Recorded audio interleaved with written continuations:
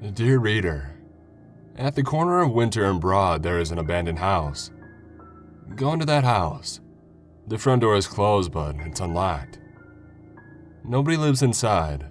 Not even homeless people would dare stay in a place like that for more than one night. When you go in, you will hear the whispers. Don't listen to what they say because they have more than just a way with words. They can say things that your heart dreads. Things like, I can see you. I can hear your thoughts in my mind. I'm going to use your secrets to ruin your life. The longer you stay here, the more I know. It may not seem very compelling now, why listen to some cocky little disembodied voices, right? You're not afraid.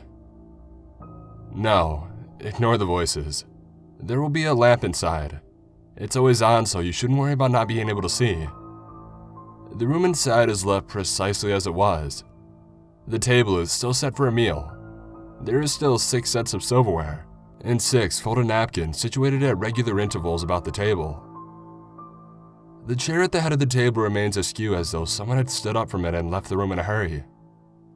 There are still old envelopes sitting in the fireplace waiting to be lit, addressed to the man of the house. There are still 2 tall candles plugged into their sticks, hardly used with droplets of wax paralyzed along their sides. Their wicks blackened but still long. There is still a child's toy truck lying on its side on the elegant oriental rug, and a copy of Little Woman is splayed onto the seat cushion of the armchair, folding back at the spine. Someone's reading glasses sit upside down on top of a newspaper from August 1923, and 2 broad yellow needles are tangled in the sleeve of a sweater. It's as though the people who lived here are merely absent and could be back any minute. You might not think so if you were to enter the kitchen, which I would not advise. But still, you're not afraid, right? Disregard the voices. Disregard the state of this, what once was somebody's home. Don't go into the kitchen. No, take the stairs. Be careful, for the owner of the toy truck on the first floor may have left 1 or 2 of his building blocks, one with a crimson letter A, and the other with a viridian letter G, sitting on one of the steps. Ascend to the top of the stairs where you'll pass the window as you round the banister and face the hallway. Do not open the burgundy velvet curtain, even if you notice the tips of shoes sticking out of the bottom. No, you ought to completely disregard them. Not that you're scared. There's really not that much of a view anyways. The voices will continue to whisper to you with their outlandish threats, but you ought to simply proceed down the hallway. You might look through the first door to your right, if you so desired. It will be ajar. The room is just a small one with an unmade twin bed, a couple of bookcases, and a small desk with a typewriter on it. The beginning of a thesis on the Great War may still be sitting in the shaft. A small alarm clock then, if twisted twice, will be set to 7:30 a.m., sits on the bedside table, and all the clothes in the closet are meticulously hung, side by side like uniformed soldiers. There really isn't much to see. Still, it's much better than if you were to open the door on the left. The one with the broad wooden letters nailed to the door reading, Sam. Nor would I suggest that, as you take a step or 2 down the hallway, that you open the door on the right with its own wooden letters, these delicate and italicized, reading Beth. The door across from Beth's room is the bathroom. You might use it if you absolutely couldn't repress your bladder any longer, and you didn't mind doing your business as voices whisper absurdities into your ears. Just don't pull aside the shower curtain to peer inside the claw-footed tub. Not that you're afraid. It's best if you just continue forward. You could glance into the last door on the left, but all you'd find there was a king-size 4-poster and a vintage vanity mirror with some pearls strewn across the floor. Just don't look in the closet. Not that you're afraid. And neither are you afraid of opening the last door on the right. It's just better if you didn't. You wouldn't want to see what was sitting in the rocking chair on the far side of the room between the ironing board and another 4-poster. It's just best that you don't look. And still, the voices will whisper to you such peculiar things. But since I know that you aren't afraid, I know you will continue onto the door at the very end of the hallway, the black one. Open this door and the whispering voices will be hushed. Through the door you shall be greeted by a wall of shadow. The voices have been silenced to make way for the deep chuckling you'll hear from within the room. But however, I will promise you that this is just to deter you. But I know you will not be disheartened, because you're not afraid. You will courageously step forth into the darkness without hesitation. The shaft of a light from the hallway will offer you very little breadth of vision, but still you will step onto the first stair, and then the second, and then the third. With each progressive step, the chuckle will become more and more audible. At first, it'll seem it'll be coming from the top of the stairs, but once you reach it, it'll sound as if it's before you. Still, I know you are without fear. You will disregard this voice as you did all the other voices before. The owner of this chuckling voice will always sound as if he's just before you, but truthfully, he is just as ethereal as the other voices in the house. At times, the voice will be distant, as if he is pacing about the room. At times, he will be so close that if it weren't for the fact that you know your own voice, you might think that you were the chuckler yourself. But still, you're not afraid. Simply ignore the voice. Even as your hands grope through the darkness against the bureaus and boxes, the old furnitures and toys, you will diligently proceed. At some point, your hands may find the waist of a dress form, once owned by the lady of the house. If you follow its delicate shape to the left shoulder, you may find a small chain hanging just above it.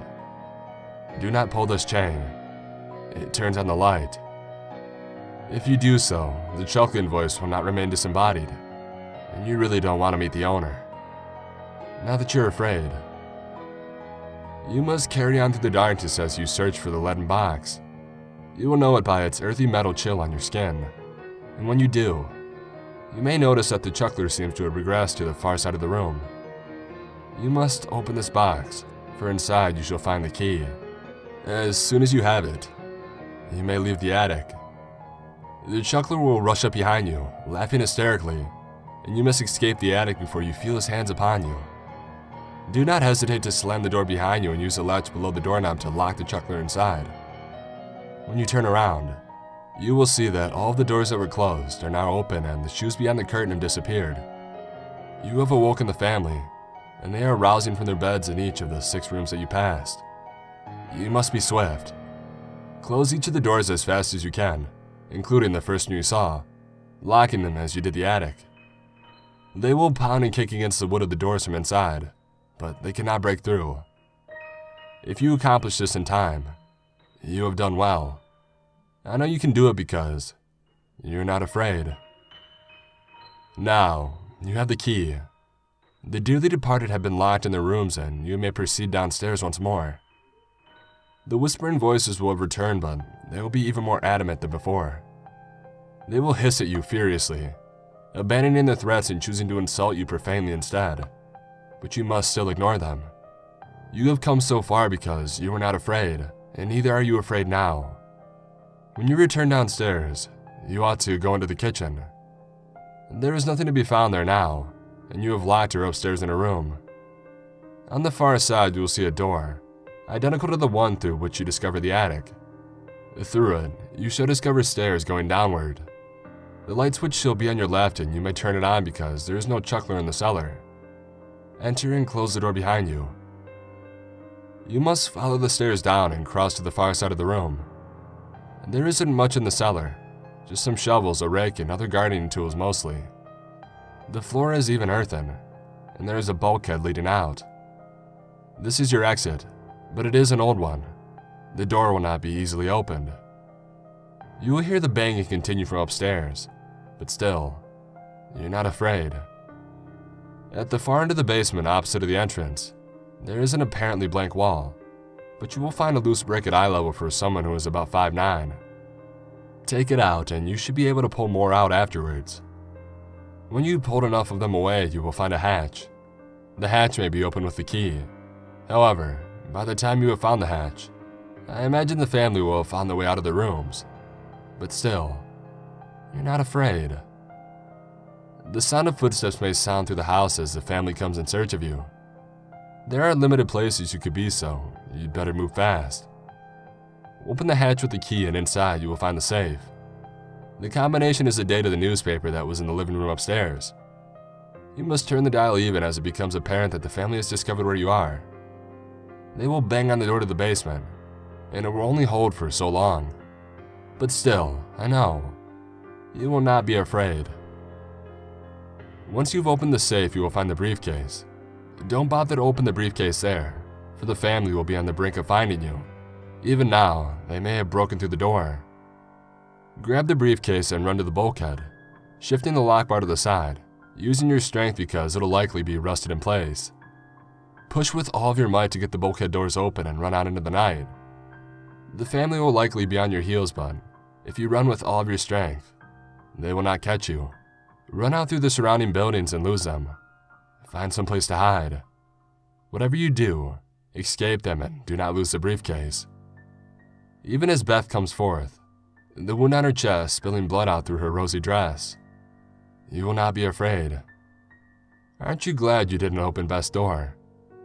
Even as Sam waddles forward, his collapsed ribcage forcing stomach fluid to spill out of his mouth, you will not be afraid. Aren't you glad you passed by his door as well? Even as the mother rushes after you, the dent in her skull from the meat cleaver pulsing, you will not be afraid. Aren't you glad you didn't enter the kitchen? And even as the grandpa rushes after you, the glass sticking from his torso forming a scarlet line around his waist, you will not be afraid. Aren't you glad you didn't part that curtain? And even as Uncle Jonathan comes after you, drenched in water with a slit in his throat swollen from age, you will not be afraid. Aren't you glad you didn't look in the bathtub? Even as Papa comes after you, the bruises from the pearls and the burns from his necktie at the indent in his neck, making his skin appear scaly even in the dim light, you will not be afraid. Aren't you glad that you left the closet door shut? And even as Grandma comes after you, her limbs disjointed and her stomach emaciated from where she was left to starve to death, you will not be afraid. Aren't you glad you didn't go into that last bedroom? And even as the last man who tried to accept what you will surely succeed in accomplishing rushes after you, his eyes sunken and his hair white, his ribs visible even through his tattered rags, still laughing as if he had heard the best joke in the world. Only God knows if he died of fear or madness. You shall not be afraid. This I know. You shall run until they are far behind you, and then hide and wait for an hour. Once you're sure that they are gone, you should find your way home. I know you can accomplish this because you are not afraid.